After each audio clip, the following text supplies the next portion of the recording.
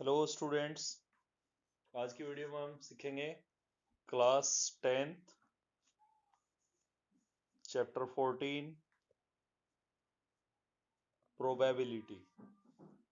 तो chapter 14 probability जो कि क्लास 10th का एक चैप्टर है, बहुत इंपॉर्टेंट है एग्जाम की दृष्टि से। इसको हम सीखेंगे। सभी ध्यान से वीडियो को देखें और अच्छी लगे तो लाइक करें, शेयर सब्सक्राइब भी करें। तो मैं पहले प्रोबेबिलिटी चैप्टर के कुछ रूल्स हैं वो आपको बता देना चाहूंगा। प्रोबेबिलिटी क्या होती है? प्रोबेबिलिटी दरअसल पॉसिबिलिटी होती है, किसी काम को करने की पॉसिबिलिटी। फॉर एग्जाम्पल, लूडो एक गेम होता है, आपने खेला होगा। उसमें एक डाइस होता है, इस पे 1 से 6 तक नंबर होते हैं। तो कोई कहे कि उस पे 6 आएगा, अब वो आएगा कि नहीं तो उसकी क्या पॉसिबिलिटी है? तो 6 में से एक होता है, मतलब 6 नंबर्स में से एक बार 6 लिखा है तो 1/6 होती है उसकी प्रोबेबिलिटी। तो प्रोबेबिलिटी का फॉर्मूला होता है favourable outcome upon total outcome. ध्यान से समझेंगे। प्रोबेबिलिटी का formula favourable outcome upon total outcomes. Favourable मतलब जो हमें चाहिए, और टोटल जो टोटल आउटकम्स हो, जितने हो सकते हो, जितने भी पॉसिबल हो वो सारे टोटल। और फेवरेबल वो जो हमें चाहिए, जो क्वेश्चन मांग रहा है। तो फेवरेबल उसमें गिवन रहेगा, पता चल जाएगा आपको क्वेश्चन पढ़ के। तो ये फॉर्मूला रहेगा प्रोबेबिलिटी का, favourable outcomes upon total outcomes. इसकी हेल्प से प्रोबेबिलिटी के सभी क्वेश्चन सॉल्व किए जा सकते हैं। बाकी कुछ फॉर्मूलाज हैं जो मैं आपको और बता रहा हूं।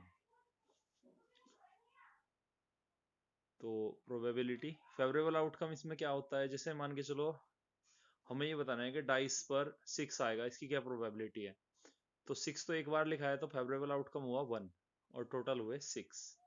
तो प्रोबेबिलिटी बनी favourable outcome upon total outcome 1/6। इस प्रकार हम प्रोबेबिलिटी निकाल सकते हैं। अच्छा, एक और है कि प्रोबेबिलिटी ऑफ इवेंट, यानी किसी चीज के होने की प्रोबेबिलिटी, और प्रोबेबिलिटी ऑफ ई नोट, यानी नहीं होने की प्रोबेबिलिटी। इन दोनों का जो सम होता है वो होता है 1। कोई काम होगा प्लस कोई काम नहीं होगा, इन दोनों की प्रोबेबिलिटी होती है 1। जैसे कि 6 आएगा इसकी प्रोबेबिलिटी, और 6 नहीं आएगा इसकी प्रोबेबिलिटी, अगर दोनों को प्लस करेंगे तो आएगा 1।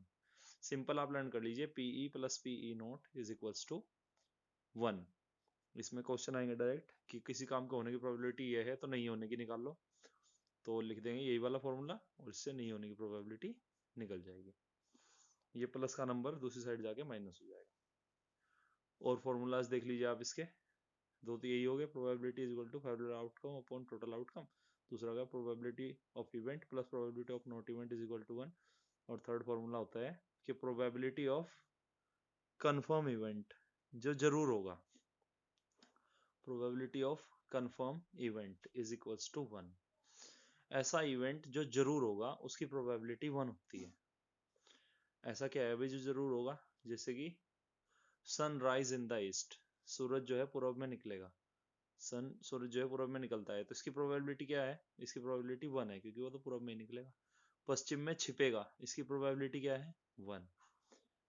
और प्रोबेबिलिटी कंफर्म की तो 1 होगी और इम्पॉसिबल की 0 होती है। तो probability of impossible impossible event, impossible event जो कभी नहीं हो सकता, तो उसकी प्रोबेबिलिटी क्या होगी? 0। प्रोबेबिलिटी ऑफ इम्पॉसिबल इवेंट 0, यानी जो कभी नहीं हो सकता उसकी प्रोबेबिलिटी 0। जैसे कोई कहे कि नॉर्थ में निकल जाएगा सूरज, इसकी प्रोबेबिलिटी क्या है? तो इसकी 0 है, क्योंकि नॉर्थ में तो सूरज निकल नहीं सकता भाई। जो काम कभी नहीं हो सकता बस उसकी प्रोबेबिलिटी 0 है। इम्पॉसिबल जो बात है उसकी प्रोबेबिलिटी 0 है और कंफर्म की 1। और बाकी जितनी भी प्रोबेबिलिटी हैं वो या तो 0 है या तो 1 है या 0 और 1 के बीच में है। तो मैं लिख दे रहा हूं, probabilities are probabilities are either 0 or 1 or lies between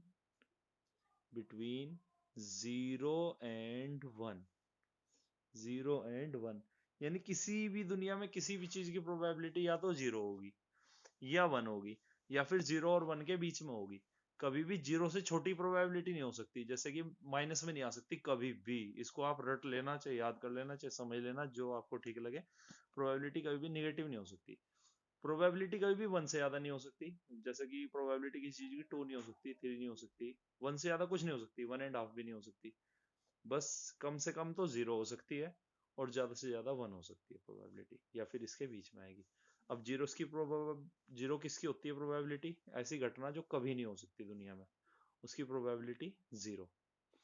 और ऐसी घटना जो जरूर होगी, जिसे कोई नहीं रोक सकता, उसकी प्रोबेबिलिटी वन।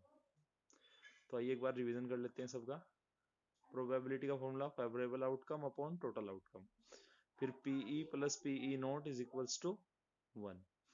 फिर प्रोबेबिलिटी ऑफ कंफर्म इवेंट, ऐसा इवेंट जो जरूर होगा, उसकी probability one. Probability of impossible event, जो कभी नहीं होने का, उसकी प्रोबेबिलिटी जीरो।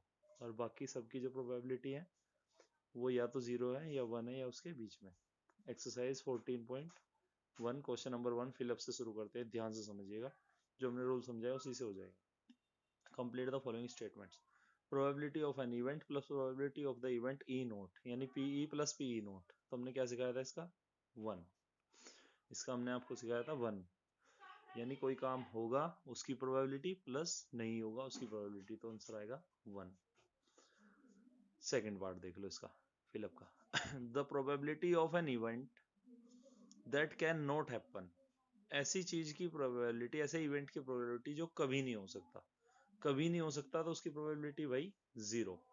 कभी नहीं हो सकता मतलब इम्पॉसिबल, और इम्पॉसिबल मतलब probability zero. Such an event is called impossible. Impossible event, तो जो कभी नहीं हो सकता उसकी प्रोबेबिलिटी जीरो, और उसका नाम impossible. Next part, third. The probability of an event that is certain to happen, ऐसा इवेंट जो जरूर होगा, सर्टेन मैंने जरूर होगा, तो उसकी प्रोबेबिलिटी हमने बताई थी क्या होती है, बोल लो आप खुद ही, मेरे लिखने से पहले बताओ। वन, बिल्कुल सही। तो such an event is called, अब उसे क्या कहेंगे? कंफर्म। कंफर्म है भाई, वो जरूर होगा। जो सर्टेन है वो कंफर्म है, कंफर्म इवेंट। कंफर्म इवेंट जो जरूर होगा, उसकी प्रोबेबिलिटी वन, और उसका नाम कंफर्म इवेंट। नंबर 4 देखो। The sum of probabilities of all the elementary events of an experiment is one होती है भाई। ये कह रहा जितनी भी पॉसिबल इवेंट्स हैं उन सबकी प्रोबेबिलिटी को अगर प्लस करोगे तो क्या आएगा? तो वन आएगा। नंबर 5 देख लीजिए। The probability of an event is greater than or equal to, यानी कि जो प्रोबेबिलिटी होगी वो इससे बड़ी होगी या फिर इतने होगी। इससे बड़ी किससे बड़ी होती है प्रोबेबिलिटी? मैंने बताया था जीरो से बड़ी होती है, और वन से छोटी होती है, या बस फिर जीरो और वन हो सकती है। तो इसमें आ जाएगा zero, greater than or equal to zero. And less than or equal to, less than किससे छोटी होती है? तो वन से। जीरो और वन के बीच में ही है ना सारी प्रोबेबिलिटी, हमने बताया था, तो इसीलिए less than or equal to में आ जाएगा वन। ठीक है, question number 2। Which of the following experiment have equal likely outcomes? Equal likely outcomes मतलब कि इनमें से ऐसे कौन से हैं कि जो हो सकते हैं और उससे अलग कुछ नहीं हो सकता, बस वही दो हो सकते हैं, दो हैं या तीन है, जितने भी गिवन है तो उतने ही हो सकते हैं, उससे अलग कुछ नहीं हो सकता। तो देखो, a driver attempts to start a car, the car start or does not start, यानी एक ड्राइवर कार चलाने की कोशिश कर रहा है, वो स्टार्ट होगी या नहीं होगी? तो यस ही आएगा इसका मेरे हिसाब से, तो क्योंकि भाई कार या तो स्टार्ट होगी या तो नहीं होगी, और तीसरा तो काम हो नहीं सकता, ऐसा तो है नहीं कि कार उड़ जाएगी। या तो स्टार्ट होगी या तो नहीं होगी। सेकंड देखो, a player attempt to shoot a basketball, he see shoot or miss, तो वो तो या तो वो शूट करेगा या मिस करेगा। यस, या शूट करेगा या फिर मिस करेगा। Third, a trial is made to answer a true false question, एक ट्रू फॉल्स का क्वेश्चन दिया हमने, उसका आंसर दिया, तो answer is right or wrong, बिल्कुल सही। या तो राइट होगा या तो रॉन्ग होगा, इसके अलावा तो कुछ हो नहीं सकता, तो इसमें भी क्या आएगा? यस, इसमें भी आएगा yes. Number 4, a baby is born, it is a boy or a girl, यानी एक बच्चे का जन्म हुआ है, या तो वो बॉय है या तो वो गर्ल है। ये मुझे नो लग रहा, क्योंकि ट्रांसजेंडर भी हो सकता है। ठीक है, तो इसका मैं नो लिख दूंगा भाई। ये ऐसे इतना इंपॉर्टेंट क्वेश्चन था नहीं, ये तो थोड़ा अजीब सा था, ठीक है, इसकी संभावना बहुत कम रहती है। आप इससे आगे क्वेश्चन पे ध्यान दो। Why is tossing a coin considered to be a fair way of deciding which team should get a ball at the beginning of a football game? ये कह रहा है कि जैसे कि आप मैच खेलते होंगे तो आप पहले टॉस करते हो, तो ये कह रहा है कि टॉस उछालना सही क्यों माना जाता है। तो सही इसलिए माना जाता है क्योंकि वो इक्वल लाइकली है, इक्वल लाइकली है, या तो भाई हेड आ सकता है या तो टेल आ सकता है। तो हम इसमें लिखेंगे because it has equal because it has equal likely equal likely outcomes.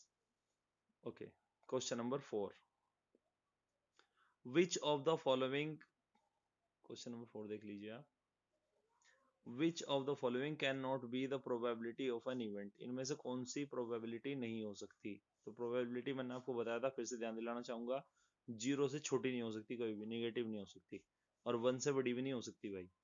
तो ये है 2/3, ये हो सकता है, ये 0 और 1 के बीच में आएगा, आप सोल्व करके देख लेना चाहिए। और बी पार्ट कह रहा है माइनस के 1.5, भाई माइनस लग रहा है यहाँ पे, तो ये तो बिल्कुल नहीं हो सकता भाई, माइनस नहीं हो सकता, 15% हो जाएगा, 0.7 हो जाएगा। ठीक है, क्वेश्चन 5 देख लीजिए। पीई की वैल्यू 0.05 और पीई नोट निकालना है। तो इसका फॉर्मूला तो हमें पता है, हमने तो अभी सीखा था, PE plus PE not is equal to 0। तो आओ अपना फॉर्मूला लिखते हैं और ये क्वेश्चन सॉल्व करते हैं।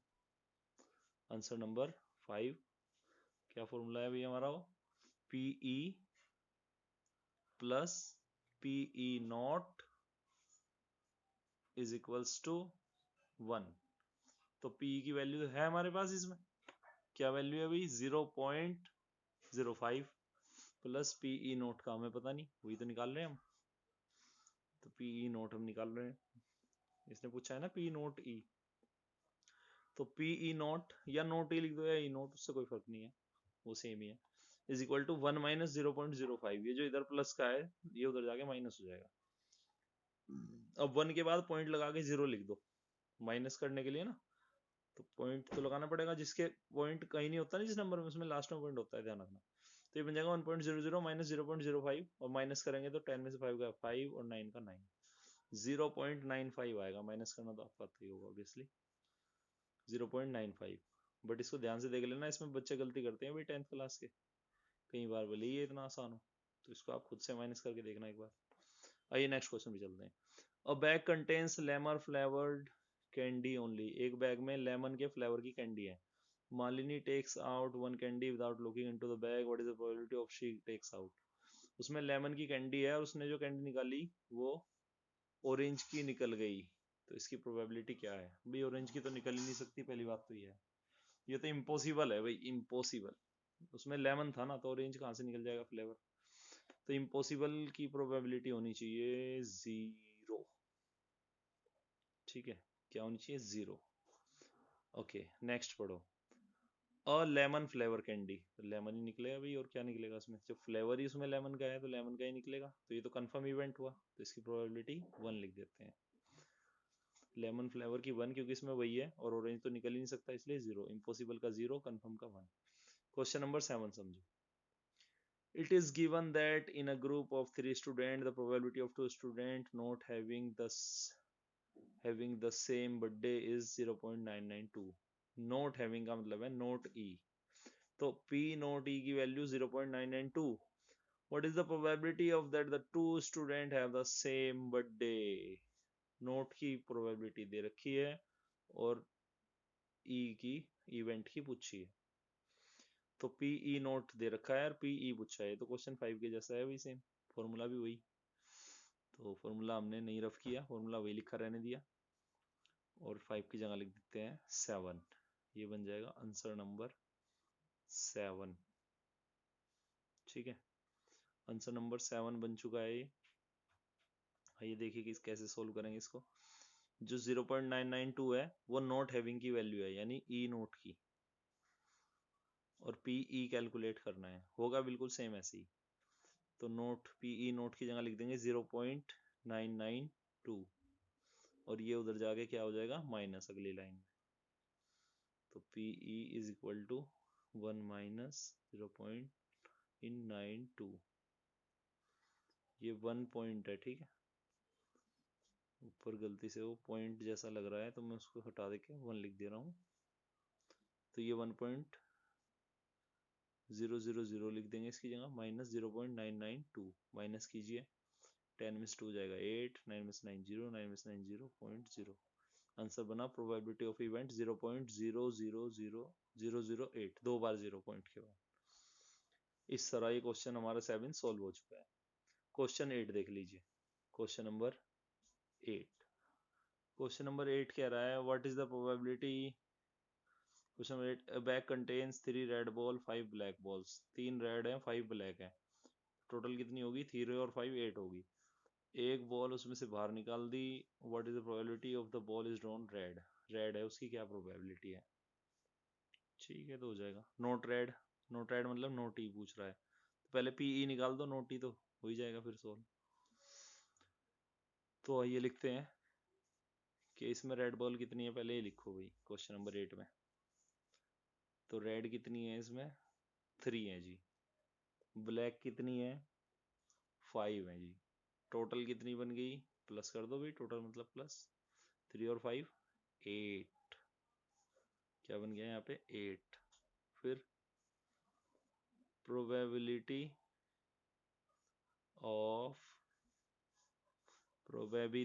ऑफ रेड बॉल, प्रोबेबिलिटी का फॉर्मूला क्या बताया था भाई हमने आपको, probability of getting red balls, formula हमने बताया था फेवरेबल आउटकम, फेवरेबल, ये तो यहाँ लिखा नहीं जा रहा, इसे रफ करके थोड़ा पीछे लिखते हैं। Probability of getting red balls, ये होगा favourable outcome upon total outcomes, upon total outcomes, total outcomes इसके अपॉन में आ जाएगा। तो red ball, probability of getting red ball हो जाएगा favourable outcomes upon total outcomes. अब फेवरेबल यानी कि जो जितनी रेड बॉल है तो कितनी है 3 और उसके अपॉन में टोटल, तो टोटल कितना है भाई 8, तो ये बन जाएगा 3/8। ठीक है, probability of getting red ball favourable outcome upon total outcome, favourable की वैल्यू 3 ऊपर लिखा हुआ है देखो, रेड की जगह पे 3 और टोटल जो टोटल आउटकम है वो कितने हैं 8 है, तो 3/8। तो ये वैल्यू आई पीई की। और इसने अगले ही ऑप्शन में पूछ रखा नोट रेड, यानी कि नोट ई पूछ रखा है, नोट ई। तो नोट ई निकालने के लिए तो वही फॉर्मूला लगेगा जो हमने क्वेश्चन 5 में भी लगाया था और क्वेश्चन नंबर 7 में भी लगाया था। अब देखो क्या है वो फॉर्मूला, आप सोचो पहले उसे मन मन में, तब तक हम कर रहे हैं इस क्वेश्चन को सेट जरा। क्या फॉर्मूला है भाई वो, चलो मैं बता दे रहा हूँ। Probability of event plus probability of not event, यानी PE plus PE not is equals to 1। तो इसमें जिस एक की भी वैल्यू गिवन है वो रख देते हैं और दूसरे की निकल जाती है 1 में से माइनस करके। तो आइए सॉल्व करते हैं, पहले फॉर्मूला लिख लेते हैं, उसके बाद सिंपली वैल्यू रख के पीई की सॉल्व हो जाएगा। तो फॉर्मूला क्या है, PE plus PE not is equals to 1। PE की जगह क्या आएगा भाई 3/8 और पीई नॉट आ जाएगा इक्वल में 1 माइनस 3/8। वो जो 3/8 इधर लिखोगे ना उधर से आके तो माइनस ही बनेगा, तो मैंने सीधा माइनस में भेज दिया, थोड़ा स्पेस कम था यहाँ। तो इसे सॉल्व करेंगे, 8 1 8 माइनस 3, 8 में से 3 गया 5/8 आंसर। क्वेश्चन नंबर 8 इस प्रकार आपका सॉल्व हो चुका है, वेरी सिंपल। मैं आशा करता हूँ कि यहाँ तक के सभी क्वेश्चन आपको अच्छी तरह समझ में आ रहे होंगे।